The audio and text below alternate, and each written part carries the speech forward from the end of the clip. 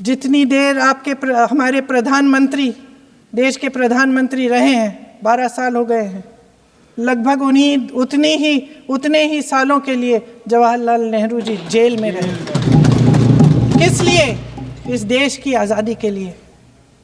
उसके बाद 17 साल के लिए प्रधानमंत्री रहे। आप बड़ी आलोचना करते हैं इनकी, लेकिन अगर इन्होंने इसरो नहीं बनाया होता तो आज आपका मंगलयान नहीं होता।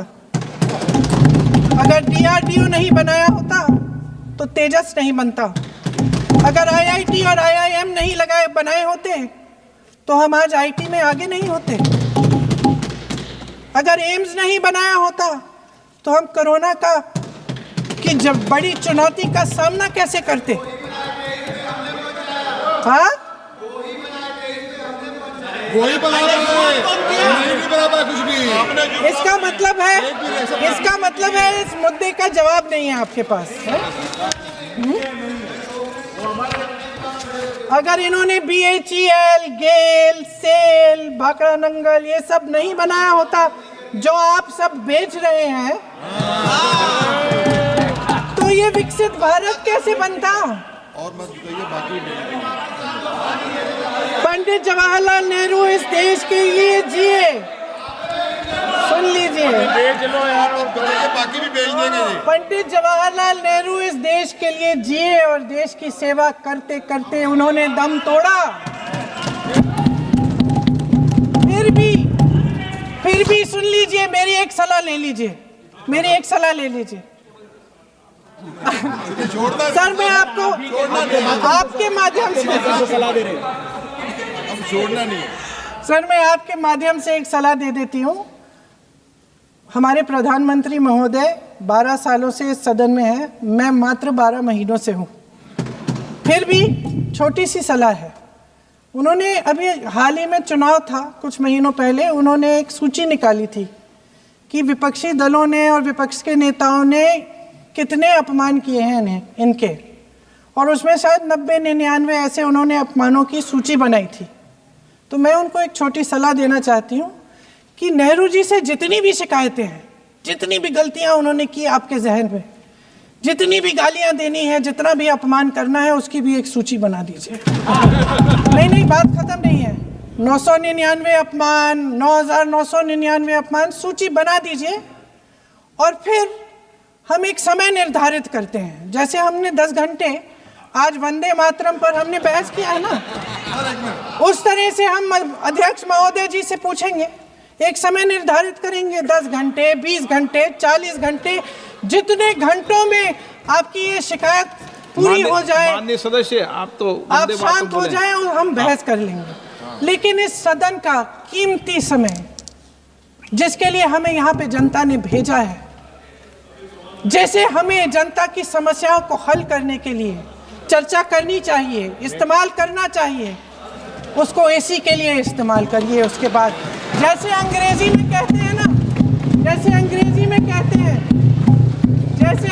में कहते हैं कि once and for all let's close the chapter, close कर लीजिए। देश सुन लेगा क्या क्या शिकायतें हैं, किसने क्या किया, इंदिरा जी ने क्या किया, राजीव जी ने क्या किया, परिवारवाद क्या होता है, नेहरू जी ने कौन सी गलतियां की, सुना लीजिए, फिर खत्म। उसके बाद बेरोजगारी, महंगाई, महिलाओं की समस्याएं, जो PMO में हो रहा है, उसकी बातें, उसकी चर्चा। प्रियंका जी ने भी बहुत कुछ बताया कि once and for all Nehru ji के ऊपर चर्चा हो जाए। अगर once and for all Nehru ji के ऊपर चर्चा हो गई तो फिर मैं यही कहूंगा, कई लोगों के लिगेसी को दबा करके नेहरू की लिगेसी बनाने की चेष्टा की गई है। सरदार पटेल की लिगेसी को दबाया गया है, यहां तक दबाया गया कि जब सरदार पटेल की अंतिम संस्कार का समय आया, तब नेहरू जी ने मना कर दिया था अपने कैबिनेट के कोलीग को कि कोई भी सरदार पटेल के अंत्येष्टि में ना जाए। इससे खराब और क्या हो सकता है? केवल सरदार पटेल नहीं, बंगाल सुने आज, और ओडिशा भी सुने, क्योंकि सुभाष चंद्र बोस ओडिशा के भी बेटे हैं और बंगाल के भी बेटे हैं। सुभाष चंद्र बोस के लेगेसी को कांग्रेस पार्टी और नेहरू ने दबाया। और आज प्रियंका जी ने कहा कि अहंकार हो गया है इन नेताओं में, अहंकार हो गया है जो इतने बड़े बड़े लोगों के लिए ऐसे शब्दों का प्रयोग करते हैं।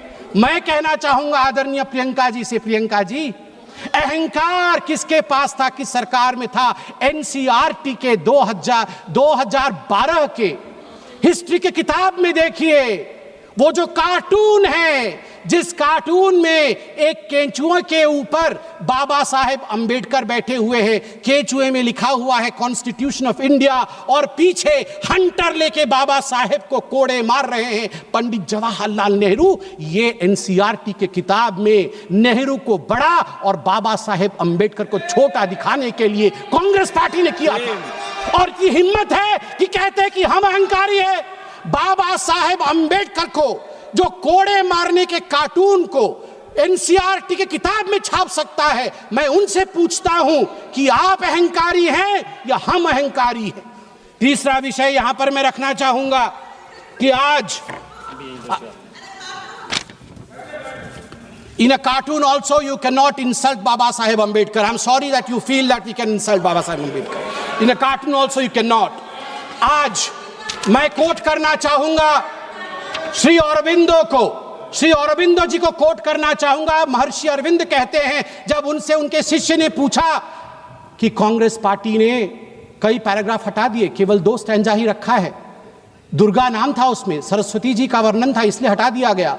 तो अरविंदो जी 1939 में झन्ना जाते हैं और अपने शिष्य को कहते हैं, मैं कोट कर रहा हूं, अंग्रेजी में ही कहा था, अंग्रेजी में बोलता हूं। Sir Aurobindo commented, but it is not a religious song. It is a national song, and the Durga spoken of is India as the mother. Why should not the Muslims accept it? In the Indian concept of nationality, the Hindu view would naturally be there. If it cannot find a place there, the Hindus may as well be asked to give up their culture in future. उन्होंने कहा कि क्यों जो दुर्गा लिखा गया है वंदे मातरम में, उसमें अगर हिंदू व्यू भी है तो इतना कॉम्प्रोमाइज करके घबराने की क्या बात है? स्वाभाविक है, ये भारतवर्ष है, इस भारतवर्ष में हिंदू व्यू आएगा ही, सनातन का व्यू आएगा ही। क्यों नहीं आए, क्यों नहीं आए? अनादि काल से जो गंगा अविरल बह रही है, जो विचारधारा अविरल बह रही है, उस विचारधारा को हम एपोलोजेटिक होके, हम शर्मिंदा होके खंडित क्यों करें? महात्मा गांधी क्या कहते हैं वो भी सुन लेते हैं। महात्मा गांधी कहते हैं, no matter what its source was and how and when it was composed, it has become a most powerful battle cry among the Hindus and Muslims of Bengal during the partition days. It was anti-imperialistic cry. As a lad, when I knew nothing of Ananda Matha or even Bankim, its immortal author, Vande Mataram, had gripped me, and when I first heard it, sung it, it had enthralled me. I associated the purest national spirit with it. It never occurred to me that it was a Hindu song or meant only for the Hindus. Unfortunately, now we have fallen on evil days. Madam, ab 2 minute lunga. Unfortunately, now we have fallen on evil days. Tvam hi Durga dashapraharana dharini kamala kamal dala viharini वाणी विद्यादायिनी नमामि त्वां नमामि कमलां अमलांग तुलांग सुजलांग सुफलां मातरम वंदे मातरम।